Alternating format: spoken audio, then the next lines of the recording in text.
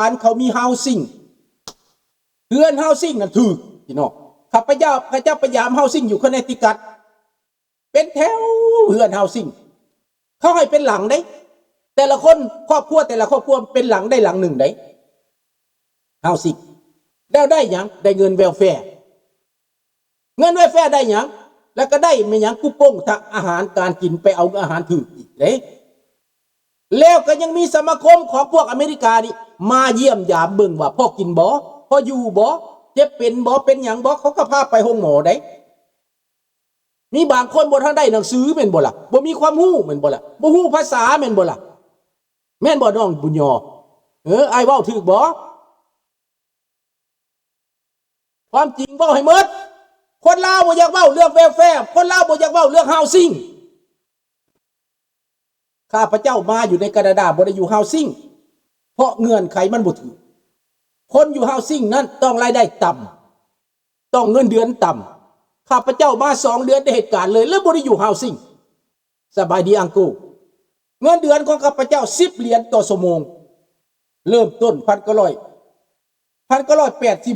เริ่มต้นข้าพเจ้าได้เหตุการณ์โลด10 ดอลตอนนั้นคนในเหตุการณ์ชั่วโมงหนึ่ง3 ดอล4 ดอลชั่วโมงหนึ่งข้าพเจ้าได้10 ดอลนะเหตุการณ์อยู่ห้องหมอใหญ่ข้าพเจ้าได้10 ดอลชั่วโมงหนึ่งเห็นบอกมันแตกต่างกันบ่ข้าพเจ้าเลยบ่ได้อยู่ housing บ่ได้อยู่เฮือนหลวงบ่ได้กินเงินเวลแฟร์แต่ว่าเมียข้าพเจ้าไปเรียนหนังสือปีหนึ่งเขาจ่ายเดือนละ1,200เงินลูกได้อีก700-800ทั้งรัฐบาลกลางรัฐบาลแขวงได้700-800จนว่าได้เงินมาซื้อรถพี่น้องเงินลูกขึ้นน่ะลูกก็เป็นลูกหลัดลูกหลวงเขาเลี้ยงเบิดเกิดขึ้นมา1 มื้อเขาถือว่าเป็นลูกหลัดลูกหลวงเบิดแล้วนี่คือประเทศประชาธิปไตยพี่น้องและสังคมนิยมของบักพวกปากปลาแดกนะพวกปากเน่าพวกปากเหม็นบักทองรุ่นอยู่ใส่สังคมนิยมมึงบักหน้าหมาทองรุ่นบักหน้าหมาสอนใส่ประเทศแคนาดาเขาเป็นประชาธิปไตยเขาบ่ได้ประกาศเขาบ่ได้อวดอ้างแต่เขาเป็นสังคมนิยมตั้งแต่นานมาแล้ว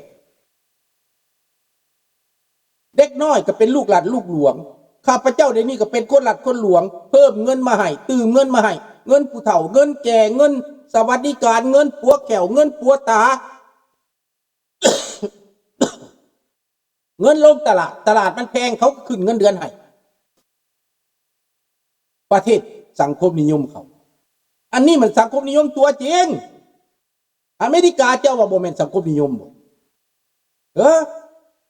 จะเบิ่งไหมมี housing มีเวลแฟร์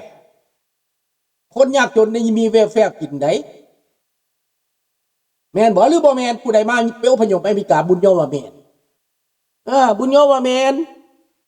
แม่นแล้วความจริงเว้าออกมาอ้ายว่าซั่นเด้ไอ้คนทุกคนได้ยินว่าเสรีประชาธิปไตยมันดี 1,000% แม่นบักสีมันปล่อยคนของมันลักลอบหนีเข้าประเทศเมื่อวานนี้ตำรวจได้เข้าไปตรวจค้นในหมู่บ้านแห่งหนึ่งอยู่พัทยาจับได้คนจีนหนีเข้าประเทศจำนวน100 คนบ่แม่นแต่เท่านั้นมันสิผ่านสมาคมมันสิเป็นสมาคมจีนสีเทามันสมาคมเป็นคมจีนในกรุงเทพแล้วมันจะขยายอำนาจโฆษณาส่วนเสือเผยแผ่ความนิยมของจีนและความยิ่งใหญ่ของจีนให้คนไทยนี่ทราบซึมเสื่อมซึมมันเว้าเสื่อมซึมไหนอันนี้ภาษาจีนมันเว้าเสื่อมซึมไหนให้เจ้านี่เสื่อมซึมและนิยมชมชอบเบื่อหน่ายอเมริกาเบื่อหน่ายโลกเสรีอยากเป็นคอมมิวนิสต์อยากใส่ดาวแดงเห็นบ่พวกดาวแดงกำลังกำเริบขึ้นมาในประเทศไทยเดี๋ยวนี้นะพวกดาวแดงเดี๋ยวนี้นะติดดาวแดงพอดระเบิงจักจึงจักจึงจักจึงจักจึงจักเพิ่นตีกองเพิ่นปึ๊บอันนี้แหละพวกดาวแดงน่ะลูกเห็นบัดอันนี้น่ะฮู้จักเบิดบักทองรุ่นบักสอนไส้ก็แม่นอันนี้ล่ะปึ๊บนี่ล่ะคนอพยพคนบ้านนอกขอกนาคนบ่มีความรู้ความรักคนบ่เข้าใจการบ้านการเมืองมันเสื่อง่าย มันตัวได้ง่ายมันหลอกได้ง่ายว่าไปเข้าพรรคคอมมิวนิสต์แล้วคุณจะมีอยู่มีกินคุณจะได้บ้านได้ซองคุณจะมีสิทธิเสรีภาพคุณจะได้เป็นเจ้าเป็นนายคุณจะได้เป็นข้าราชการพวกตำรวจไม่ดีพวกทหารไม่ดีพวกเจ้านายไม่ดีนั่นมันโฆษณาส่วนเสือแบบเดียวกันในประเทศลาวมันเห็นเมื่อก่อนเดี๋ยวนี้มันกำลังหลงเหลือกับประเทศไทยเดี๋ยวนี้นะมันหวังว่าสิลบล้างมันว่าสิปราบอเมริกาในแผ่นดินไทยมันว่าสิปราบโลกเสรีในแผ่นดินไทยฟังเอาเด้อคนไทยเด้อพี่น้องคนไทยคนอีสานฟังเอาเด้อคำเว้าคำนี้ลุงเว้าจำมาไว้ให้ดีจำมาไว้ใส่ใจแล้วจะบ่ได้เสียใจมันตัวขนาด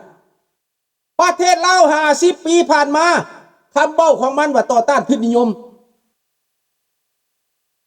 มีรถมอเตอร์ไซค์คันหนึ่งมันก็เป็นทุนนิยมมีรถกระบะมีรถ2 แถวมันก็เป็นทุนนิยมจับไปฆ่าจับไปแกงหยุดทรัพย์หยุดสินหยุดบ้านหยุดเฮือนหยุดไร่หยุดนาเป็นของรวมเบิดมาเดี๋ยวนี้พวกที่ไปยึดข้อมูลนั่นกลายเป็นคนส่อราชบังหลวงกลายเป็นคนโลภหลายกลายเป็นคนส่อโกงกลายเป็นคนขายชาติขายแผ่นดินกินอ้างตนว่าร่ำรวยบาทนี้อ้างตนว่าเป็นมหาเศรษฐีบาทนี้เฮือนหลังใหญ่ดาดป้าเนมไปสิใดก็มีแต่เฮือนหลังใหญ่ปานราชวังอวดหังอวดมีว่าโตมีกระเป๋าหลุยเมืองฝรั่งเศสว่าโตมีบ้านหลังใหญ่นี่แหละใส่ล่ะจับคนไปฆ่าจับคนไปแกงว่าเขาเป็นนายทุนนั่นน่ะเขามีเงินดอลลาร์ก็ว่าเขาเป็นนายทุนจับเขาไปฆ่าย้อนว่าเขามีเงินดอลลาร์เขามีเงินบาทก็จับเขาไปเข้าคุกว่าย้อนเขาเป็นทุนนิยมว่าเขาเป็นแคปิตอลิซึมว่าเขาเป็น CIA จับเขาไปฆ่าเคนคาฮาวีมาได้50 ปีหนีเป็นอพยพมาอยู่ศูนย์หนองคายมันก็ส่งคนเอาไฟมาจูดศูนย์หนองคายพวกลาวอพยพที่สมองเปื่อยพวกสมองเปื่อยพวกสมองเสื่อมมันลืมตัวเองมันหลงเสือลาวแดงย่านบ่ได้เมื่อลินสาวน้อยย่านบ่ได้เมื่อเที่ยวเมืองลาวย่านบ่ได้เมื่ออวดเมื่ออ้างว่าตัวหังโตมีกลับขึ้นไปยกย่อปอปั้นกลับขึ้นไปแล่นน้ำเขาแบบบักนาจืดบักนาแหลมบักตายเวียนบักตายภาคบักตายหาบักตายหูขอโทษเด้อพี่น้องเด้อบักนาจืดนาแหลมนั่นมันจูดศูนย์หนองคายดีบุรีจักว่าเมียนพวกบักนาแหลมนี่พวกจักจูดเห็นบ่ล่ะมันจูดศูนย์นาโพไฟไหม้ศูนย์นาโพเหลือแต่ไหเหลือแต่โอ่งปานทงไหหินนี่แม่นบอกพูดอะพวกมันบ่มีปัญญาพัฒนาเหมือนประเทศเสรีก็เลยโฆษณาส่วนเสือให้ประชาชนเกลียดสร้างประเทศเสรีแม่นอันนี้แม่นแท้ๆพูดอะ1,000%เลยแต่ว่าลุงก็บอกให้ฟังความจริงเลยเด้ประเทศอเมริกาลาวมาอยู่เป็นล้านคนลาวมาอยู่เป็นล้านคนมาทำอิฐเงินบ่มีจักจีบจักดอนเขาเบิกเงินให้รัฐเบิกเงินให้เขาเบิกคูปองให้เขาให้บัตรไปเอาอาหารเขาให้บัตรไปอยู่เฮือนฟรีเฮือนเฮาซิ่งแม่ข้าพเจ้าน้องข้าพเจ้าอยู่เฮาซิ่ง4-5 ปีได้อยู่เฮาซิ่งจังได้ย้ายไปอยู่เฮือนตัวอีกจังได้ไปซื้อเฮือนได้ซื้อบ้านซื้อรถเริ่มต้นก็ซื้อรถเก่าก่อนต่อมาก็ซื้อรถใหม่ต่อมาก็ซื้อบ้านเริ่มได้เหตุการณ์มันคงถาวรก็ซื้อบ้านแต่ข้าพเจ้ามาอยู่แคนาดาบ่ได้อยู่เฮือนเฮาซิ่งบ่ได้กินเงินแวลแฟร์เห็นบ่ล่ะแต่บ่ได้แม่นแวลแฟร์แต่ทุกคนเด็กน้อยเขาให้อ allocación familiar หมายความเงินเด็กทุกคนมีสิทธิ์ได้เจ้าจะห่างเจ้ามีเจ้าเป็นยังกะยาแต่ว่าเด็กเกิดมามีสิทธิ์ได้เงินเป็นเงินของเด็กเงินนำนมเงินเรียนหนังสือฮอด18 ปีเดี๋ยวนี้หลานข้าพเจ้า2 คนก็ได้เงินอันนี้รัฐบาลแขวงสเตทก็ให้เงินรัฐบาลกลาง เฟเดโรก็ให้เงินเออสองเงินไหนเงินรัฐบาลแขวงและเงินรัฐบาลกลางช่วยเหลือครอบครัวที่มีลูกกลายเป็นลูกหลัดลูกหลวงอันนี้แหละประเทศสังคมนิยมนะลูกหลัดลูกหลวงไงเห็นแล้วบอกพี่น้องความจริงแหละนี่นะว่าความจริงแหละดังนั้นคนลาวอยู่ในอเมริกาอย่าลืมจากการกินเงินเวลแฟร์บางคนกินตลอดชีวิตก็มีเงินเวลแฟร์บ่ยอมไปเฮ็ดหยังบางคนทำท่าปะกันทำท่าปะกันกินเงินเวลแฟร์อยู่แคนาดาก็มีแบบนั้นเพราะว่ามันสบายอยู่บ้านบ่ได้เฮ็ดหยังกินเงินตัวกินเงินเวลแฟร์แล้วไปหาเงินกองตุกก็มีแบบนี้แหละอยู่เฮือนหลวงมาตลอดก็มีคนลาวนี่ได้ที่ว่าบ่มีบ่มีแต่ข้าพเจ้าบ่เอาน้ำแบบอย่างนั้นมาฮอดประเทศเจริญแล้วก็ต้องก้าวหน้าเจริญนี่พอขั้นเจ้าไปยินว่าเงินเวลแฟร์นั้นเจ้ากินเจ้าบ่ได้หลายเจ้าพอดีให้ได้อยู่ได้เวลาลูกใหญ่ขึ้นมาอยากเรียนหนังสืออยากเอาเรียนหนังสือห้องสูงๆเจ้าก็บ่สามารถเฮ็ดได้เพราะว่าเจ้าบ่มีทุนเด้เจ้าบ่มีเงินจะสนับสนุนลูกเด้เจ้าบ่ไปเหตุการณ์เด้เจ้าก็ปล่อยตามยถากรรมเด็กน้อยก็กินเวลแฟร์ไปตลอดเด็กน้อยก็ดื้อไปตลอดสุดท้ายก็ตกเข้ายาเสพติดทุกค่อยตกเข้าเป็นนักเลงก็มีข้าพเจ้าก็เห็นกับตานี่แหละอันนี้หากบ่เว้าดอกว่ามันมีอยู่ไสแน่ข้าพเจ้าเห็นคนแบบนี้ก็มีบ่มีเขาบ่ไปบังคับเจ้าได้เขาบ่ไปไล่เจ้าได้เจ้าบ่ไปการเจ้าไปหาการบ่ได้เจ้ากินเงินเวลแฟร์ไปตลอดเขาให้เจ้ากินเขาให้เจ้ากินแต่เขาบ่ให้หลายเด้ตั้งแต่กี้ได้หลายได้เดี๋ยวนี้เขาให้น้อยลงเขาให้เจ้าไปเฮ็ดเวียกแล้วเขาก็สอบสวนเขาติดตามอีกตั้งแต่กี้ว่างงานเงินว่างงานได้กินนี่บ่อยากไปการบ่ไปแล้วบ่อยากเฮ็ดบ่อยากไปการก็ออกการมากก็กินได้เหตุการณ์แล้วก็ไปขอเงินนั่นเงินโชมาเงินว่างงานน่ะนะเห็นบ่ล่ะกินเงินว่างงานเด้เห็นบ่ล่ะข้าพเจ้าได้กินเทื่อหนึ่งตอนข้าพเจ้ามีเวียกแล้วข้าพเจ้าไปเวียกแล้วครับเจ้าบอกว่าเวียกบ่มีแล้วมันก็ให้กินได้ให้กินปีหนึ่งได้เห็นบ่ล่ะ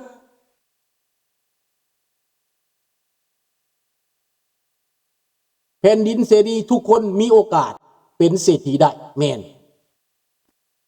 อันนี้แม่นความจริงเด้อดังนั้นแหละพี่น้องอย่าสิให้มันมาตัวอีกอย่าสิให้มันมาหลอกอีกคำว่าสิเป็นสังคมนิยมสิโดด3 บาท 9ขึ้นสู่สังคมนิยมบ่แม่นจักดีบ่เป็นความจริงกระโดด3 บาท 9ขึ้นสู่สังคมเดี๋ยวนี้กลายเป็นว่า1 บาทต่อ700กี่ตั้งแต่กี้1 บาทต่อ35กี่บ่ได้สังคมนิยมแต่เงินมีราคาคนลาวมีอยู่มีกินแต่ละบ้านแต่ละเฮือนมีเงินขายงัวขายควายก็ซื้อเฮือนได้ปลูกเฮือนได้แต่กี้ควายตัวหนึ่งขายได้30,000กี่ไปซื้อแป้นปูเฮือนได้ควายตัวหนึ่งสามารถซื้อแป้นปูเฮือนได้เห็นบ่เศรษฐกิจแต่ก่อนนี่ข้าพเจ้ามีควาย9 ตัวมีควายเทือกใหญ่2 ตัวขายไปได้60,000ปูเฮือนได้หลังหนึ่งพี่น้องนี่เศรษฐกิจแต่ก่อนมันดีบ่ดีนี่แล้วพี่น้องขึ้นเบิ่งแต่ก็บ่ต้องน้อยใจพี่น้องอยู่ในยุโรปเขาเปลี่ยนแปลงย้อนว่าโซเวียตล่มสลายแต่อยู่ในเอเชียนี้รัสเซียล่มสลายลาวจะกลายเป็นเสรีภาพและประชาธิปไตยไปในตุเพราะว่าบ่มีการหนุนบ่มีท่อน้ำเลี้ยงบ่มีท่อน้ำเลี้ยงพี่น้องนี่เงินบำเหน็จบำนาญทหารเก่าแต่กี้ได้เดี๋ยวนี้บ่ได้นั่นมันสิได้ยังมันบ่มีมันบ่มีปัญญานักรบเก่าแต่ก่อนของพระจักรลาวอยู่ได้มีเงินได้มีเกียรติได้เห็นบ่ ดังนั้นพี่น้องให้พี่น้องเข้าใจว่าโลด